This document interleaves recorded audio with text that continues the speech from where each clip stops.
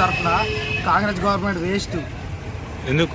నిజంగానే దేనికి ఉపాధి లేదు, ఏది లేదు, న్యాయం లేదు, అన్యాయం మొత్తం జరుగుతుంది. ఆ మేడం కొండ సురేఖ మేడాన్ని ఎమ్మెల్యే అయితే ఇప్పుడు మంత్రి అయి కూర్చున్నా కానీ ఏం చేస్తాను? మాకు ఉపాధి లేదు, మాకు తిన్నమాట తిండి లేదు, ఏది లేదు. ఎందుకు సార్ అది వేస్ట్గా గవర్నమెంట్?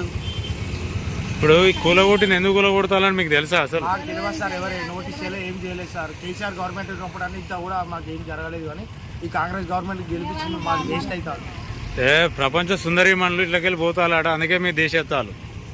ప్రపంచ సుందరమాలు పోతే వాళ్ళకి మాకేం సార్ సంబంధం? వాళ్ళు ఎక్కడి నుంచో అవుట్ ఆఫ్ కంట్రీ నుంచి వచ్చి ఇక్కడ ఉన్న వాళ్ళకి తీసుకులేదా సార్? ఇక్కడ గవర్నమెంట్కి దానికి ప్రపంచ వాళ్ళకి మాకేం సార్ సంబంధం? We are educated sir, they are coming from out of countries. అసలు దానికి మాకు సంబంధమే లేదు కదా సార్. అట్లా వాళ్ళు వచ్చినా మిమ్మల్ని తీసేస్తా అంటే మీకు ఎట్లున్నది? మరి వాళ్ళకి ఓటేసి గెలిపించుకోమని చెప్పారు సార్. మా జీవితము మా కొడుకు మా కొడుకు పింఛనత్తలేదు నాన్న. మాకు ఒక పాప, మాకు తినరిక తిండికి చాలా ఇబ్బంది ఉంది. కారు ఎక్కడ కష్టం చేద్దామని చేతనవుతుంది. ఏదో దీని మీద బతుకుదామని పెట్టుకున్నాను నాయన.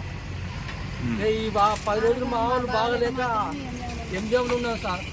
ఎంజేవులు ఉంటే ఇక వచ్చేటప్పటికి గుడిసెంతా కూడా వీకిండు ఎత్తేసి ఆ గుడ్డ తీసి దీని మీద ఎత్తే మాకు ఇప్పుడు కష్టం అవుతుంది తీసుకొని.